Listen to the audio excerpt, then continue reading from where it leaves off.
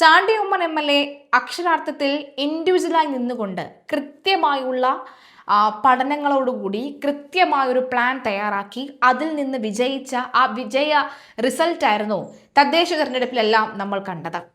ആ തെരഞ്ഞെടുപ്പിൽ കണ്ടതിന് പിന്നാലെ തന്നെ ചാണ്ടി ഉമ്മൻ എന്ന് പറയുന്ന MLAയുടെ ആ ഒരു പവർ എത്രത്തോളം ഉണ്ട് എന്ന് വ്യക്തമായിരുന്നു.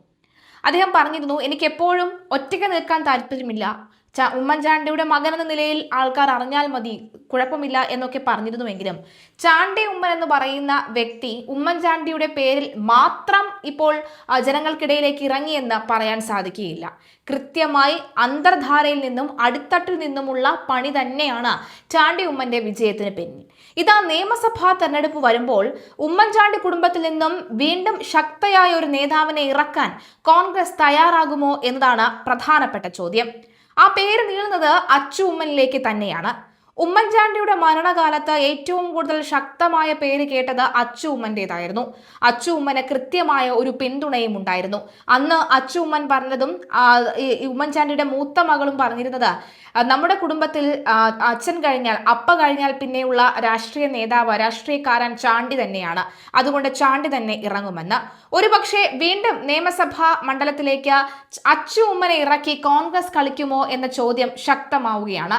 അച്ചു ഉമ്മനെ പോലെയുള്ള വളരെ ശക്തയായ വനിതാ നേതാക്കൾ കോൺഗ്രസിലേക്ക് വരേണ്ട സാഹചര്യം ഇപ്പോൾ അതിക്രമിച്ചു കഴിഞ്ഞുവെന്ന് വ്യക്തമാകുകയാണ്.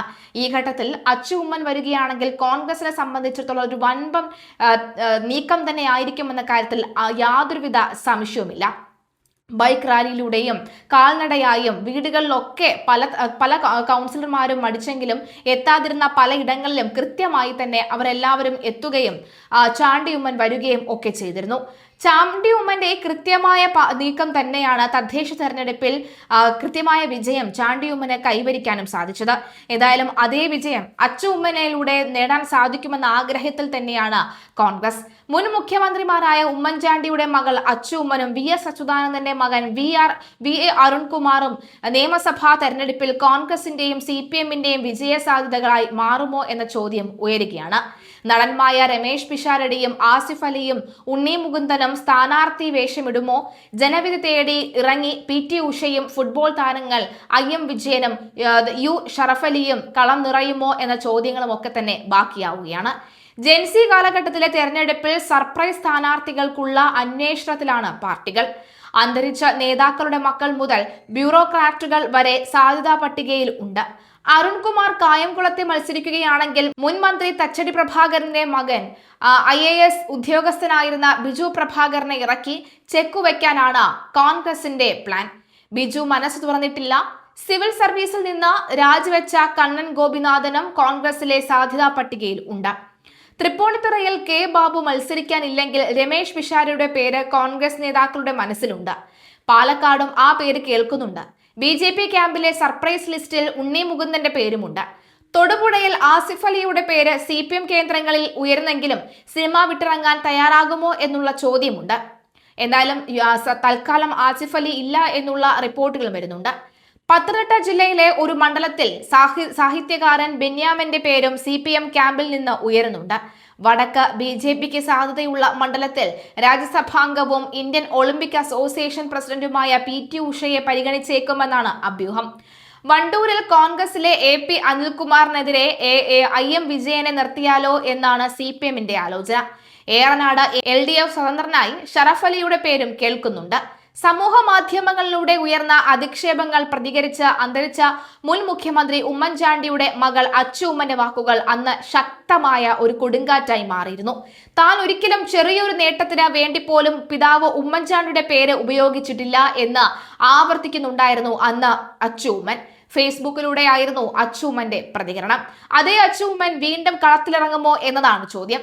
അച്ചു ഉമ്മൻ തന്നെ സമൂഹ മാധ്യമങ്ങളിൽ പങ്കുവച്ച വീഡിയോകളും ഫോട്ടോകളും ചൂണ്ടിക്കാണിച്ച് അന്ന് നടന്ന സൈബർ ആക്രമണം ഓർമ്മയുണ്ടാവും. വസ്ത്രധാരണവും ജീവിത രീതികളും അടക്കം ചൂണ്ടിക്കാണിച്ച ഇടത് അനുകൂല സോഷ്യൽ മീഡിയ ഹാൻഡിലുകൾ സൈബർ ആക്രമണം നടത്തുന്നുവെന്ന് ആരോപിച്ച് കോൺഗ്രസും രംഗത്ത് വന്നിട്ടുണ്ട്. രാഷ്ട്രീയ വിഷയങ്ങളിൽ നിന്നും CPM ഒളിച്ചോടുന്നുവെന്ന് കോൺഗ്രസ് ആരോപിച്ചിരുന്നു. കുറച്ചു ദിവസങ്ങളായി ചില സൈബർ പോരാളികൾ എന്റെ കരിയറുമായി ബന്ധപ്പെടുത്തി വ്യാജ പ്രചരണങ്ങൾ നടത്തുന്നുവെന്നും യശശരീരനായ എൻ്റെ പിതാവിന്റെ സൽപ്പേരിന് കളങ്കമുണ്ടാക്കുന്ന തരത്തിലൂടെയാണ് അവരുടെ ഇടപെടലുകളെന്നും ഇത് വളരെ നിരാശാജനകമാണ് എന്നും അച്ചു ഉമ്മൻ അന്ന് ഫേസ്ബുക്കിൽ കുറിച്ചത്. അച്ചു ഉമ്മൻ ഇറങ്ങുകയാണെങ്കിൽ അത് CPM-ന് വലിയ തിരിച്ചടി തന്നെയായിരിക്കും. നിയമസഭാ തെരഞ്ഞെടുപ്പ് ചർച്ചകൾക്ക് ചൂടുപിടിക്കവെയാണ് സ്ഥാനാർത്ഥി നിർണയത്തിന് പാർട്ടികൾ ഇഞ്ചോടിഞ്ച് ഒരുക്കങ്ങൾ തുടങ്ങിയത്. ഈസിയായി ജയിക്കാൻ സാധിക്കുന്ന മണ്ഡലങ്ങളിൽ പ്രമുഖ നേതാക്കൾ തന്നെ മത്സരിക്കുമെങ്കിലും ഇത്തവണ അംഗം മുറുകുമെന്നാണ് വിലയിരുത്തൽ. BJPയുടെ സാന്നിധ്യം ശക്തമായതാണ് വരാനിരിക്കുന്ന നിയമസഭാ തെരഞ്ഞെടുപ്പിനെ വ്യത്യസ്തമാക്കുന്നത്. അവസാന നിമിഷത്തിലെ നീക്കം LDF UDF പോര് എന്നതിൽ നിന്ന് മാറി കേരളത്തിലെ പല മണ്ഡലങ്ങളിലും ഇത്തവണ ത്രികോണ മത്സരത്തിനാണ് കളമൊരുങ്ങിയിട്ടുള്ളത് എന്ന് വ്യക്തം. BJPയുടെ A ക്ലാസ് ഗണത്തിൽ ഉൾപ്പെടുത്തിയ 34 നിയമസഭാ മണ്ഡലങ്ങളാണ് ഉള്ളത്. തിരുവനന്തപുരം, തൃശൂർ ജില്ലകളിലാണ് ഇതിൽ കൂടുതലും എങ്കിലും എറണാകുളത്തെ തൃപ്പൂണിത്തുറ മണ്ഡലവും ഇത്തവണ ശ്രദ്ധാകേന്ദ്രമാകും. K ബാബു നിരവധി തവണ ജയിച്ച തട്ടകമാണ് തൃപ്പൂണിത്തുറ. കൊച്ചി കോർപ്പറേഷനിലെ വാർഡുകളും 2 മുനിസിപ്പാലിറ്റികളും 2 ഗ്രാമപഞ്ചായത്തുകളും ചേർന്നതാണ് മണ്ഡലം. 1991 മുതൽ കോൺഗ്രസ് നേതാവ് K ബാബു തുടർച്ചയായി ജയിച്ചു വരുന്ന മണ്ഡലത്തിൽ 2016-ൽ CPM-ന്റെ M സ്വരാജ് അട്ടിമറി വിജയം നേടിയിരുന്നു. എന്നാൽ 2021-ൽ ബാബു തിരിച്ചുപിടിച്ചു. കഴിഞ്ഞ തവണ 2000-ൽ താഴെ വോട്ടുകൾക്കായിരുന്നു ബാബുവിന്റെ ജയം. ബാബു 66,875 വോട്ടുകൾ നേടിയപ്പോൾ സ്വരാജ് 64,883 വോട്ടുകൾ പിടിച്ചെടുത്തു. BJPയുടെ KS രാധാകൃഷ്ണന് 23,756 വോട്ടും അന്ന് തൃപ്പൂണിത്തുറയിൽ നേടാൻ സാധിച്ചു. കേരളത്തിൽ ഇടതുപക്ഷം മികച്ച വിജയം നേടിയ വേളയിൽ തൃപ്പൂണിത്തുറയിൽ അടിതെറ്റിയത് വലിയ വാർത്തയായിരുന്നു. തെരഞ്ഞെടുപ്പിൽ പല ആരോപണങ്ങളും ഉയർന്നെങ്കിലും ബാബു തന്നെ 5 വർഷവും തികയ്ക്കുകയാണ്. ആരോഗ്യ പ്രശ്നങ്ങൾ ചൂണ്ടിക്കാട്ടി ഇത്തവണ മത്സരിക്കാനില്ല എന്ന നിലപാടിലാണ് ബാബു.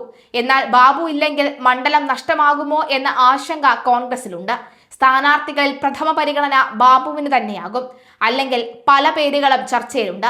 അതിലൊന്ന് നടൻ രമേശ് പിഷാരടിയുടേതാണ്. കോൺഗ്രസ് വേദികളിൽ തെരഞ്ഞെടുപ്പ് കാലത്ത് സജീവമാണ് പിഷാരടി.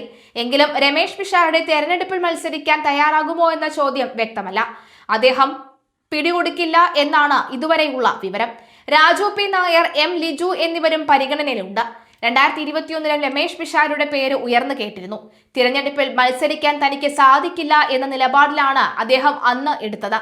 എന്തായാലും കൊച്ചി മുൻ മേയർ കൂടിയായ M അനിൽകുമാറിനെ ഇടതുപക്ഷം കളത്തിലിറക്കുമെന്നാണ് സൂചന. തൃപ്പൂണിത്തുറ നഗരസഭാ ഭരണം പിടിച്ച ആത്മവിശ്വാസത്തിലാണ് ഇത്തവണ BJP ഇറങ്ങുന്നത്.